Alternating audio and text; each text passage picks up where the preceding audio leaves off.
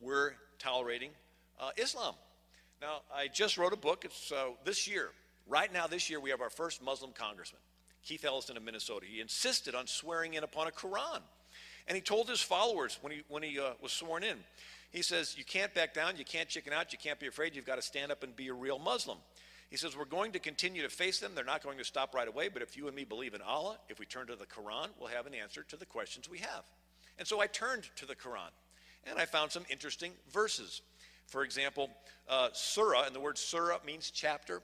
Surah 551 says, believers, take neither the Jews nor the Christian for your friends. Here's Surah 517. It says, infidels are those who declare God is the Christ, the Son of Mary. And the word surah again means chapter or verse.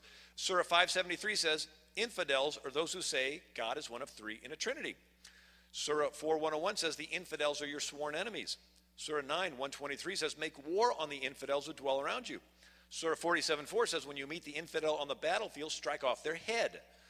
Muhammad is Allah's apostle. Those who follow him are ruthless to infidels. Surah 48:29. Prophet, make war on the infidels. Surah 66:9. Kill the disbeliever wherever you find them. Surah 2:191. Now, if a Muslim invites you to Islam and you say no thanks, and you try to defend your non-Muslim way of life, that's called fighting Allah. It says the only reward for those who fight Allah will be they will be killed or crucified or have their hands and feet on alternate sides cut off.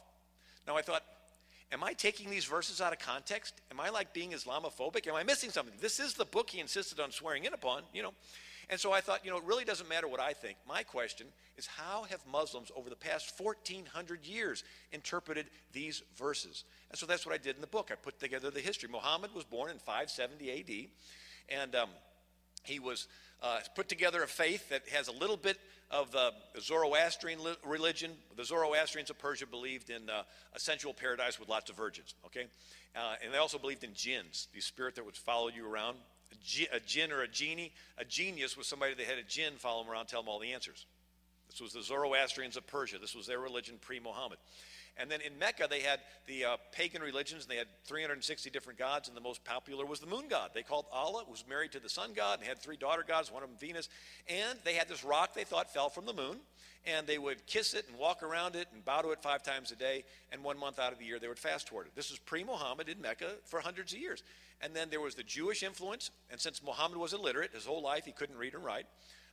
His father died before he was born. His mother died when he was 6 years old. His grandfather and guardian died when he was 8, so he was taken in by his uncle, who was a textile merchant. They would go on camel rides, and he'd go to these different cities and hear about their different religions, and he'd hear about the Jewish oral traditions, the Talmud and the Midrash, but then he would hear about the Christian faith.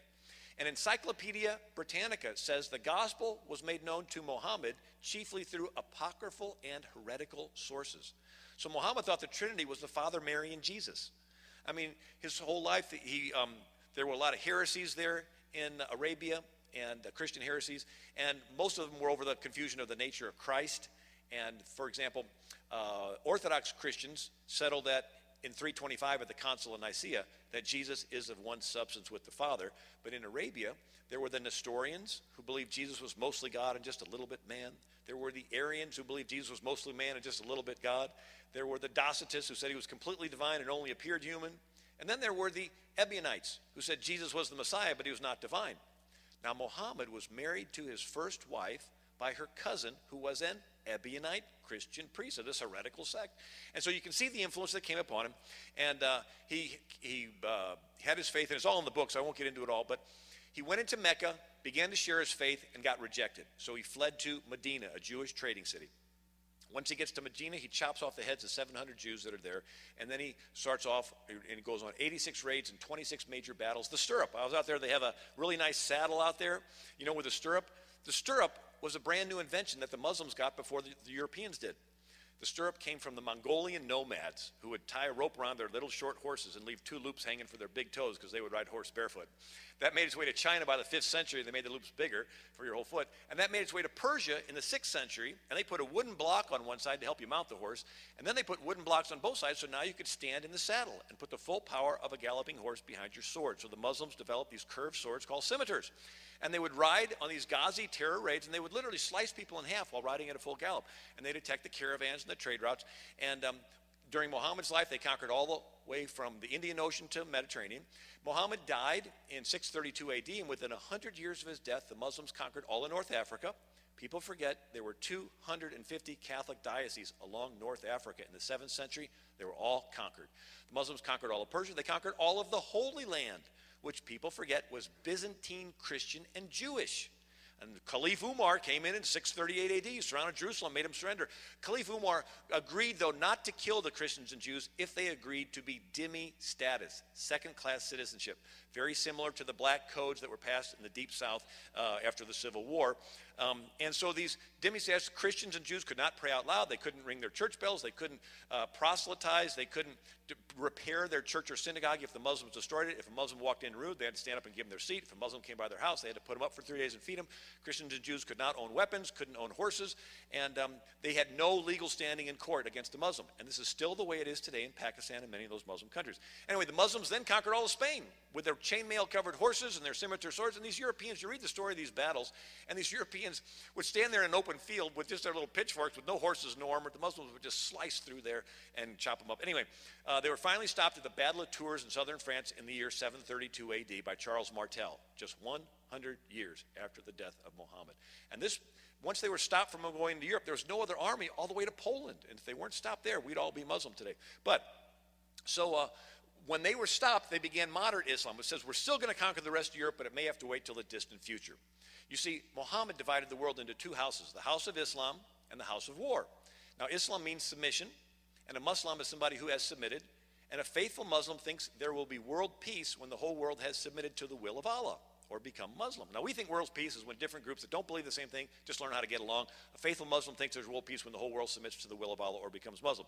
Now, a moderate Muslim thinks that's going to happen in the distant future. So just go ahead and get along with everybody now. But the violent Muslim thinks it's going to happen now, and they want to help make it happen. And so anyway, once they were stopped from going into Europe, they began to conquer Central Africa and conquer into China. And as they were conquering into China, they ran into the Mongols. You know, Genghis Khan, the Mongols, they had the largest contiguous land empire in world history. I mean, from Korea to Hungary is huge. But the Mongols would ride into town, kill the men, take the women, and plunder. And when they began to fight the Muslims, they realized that this new religion, they could continue to ride into town, kill the men, take the women, and plunder, only now do it with the blessing of Allah. So one of the Mongolian tribes called the Turkish Mongols converted en masse and began to conquer back west. So the Turkish Muslims conquered the Arab Muslims. We've got two different kinds of Muslims now, Turkish Muslims, and they conquered the Arab Muslims. Then the Turkish Muslims began to invade into Asia Minor, which is today Turkey. All 7 churches mentioned in the book of Revelation were all in Asia Minor. They were all conquered by the Muslims. Asia Minor was where John spoke, where Paul spoke. They spoke Greek, the language of the New Testament. When the Muslims came in, they would take the boys from the Christian families and force them to become Muslim, put them in the Muslim army, and then put them on the front lines when they would attack the next Christian city. They were called Janissaries, and they were the most feared troops in Europe for 400 years. And if they were delicate, they went into the Muslim pederasty, their homosexual culture. The sultans could have 1,000 wives, and boys were considered spoils of war. They called it the sodomy of the Turks. Anyway, with the help of the Janissaries, the Muslims finally conquered Constantinople in the year 1453. Constantinople was the biggest city in Europe. It was where Europe and Asia met. It was the richest city, and it was where all the trade went through to get from Western Europe through Constantinople to get over to India and China. People forget, Europe traded with India and China for centuries. Marco Polo, you know the game the kids play around the pool, Marco Polo, he was an Italian who went to work for Kublai Khan, the grandson of Genghis Khan. They had trade, but the Muslims attacked the trade routes, attacked the caravans, attacked the Byzantine Empire, finally sacked Constantinople in the year 1453. Less than 40 years later, an Italian said, I know a shortcut to India and China, sail west. And Columbus thought the islands he discovered were around India, so he named the inhabitants the Indians. He thought that Haiti was Japan. He thought that Cuba was the tip of China. It was not till his 4th voyage he realized he hadn't found the place, but it highlights the fact that Columbus would have never, ever set sail had there not been a jihad in 1453 that conquered this 1,000-year-old Christian city of Constantinople.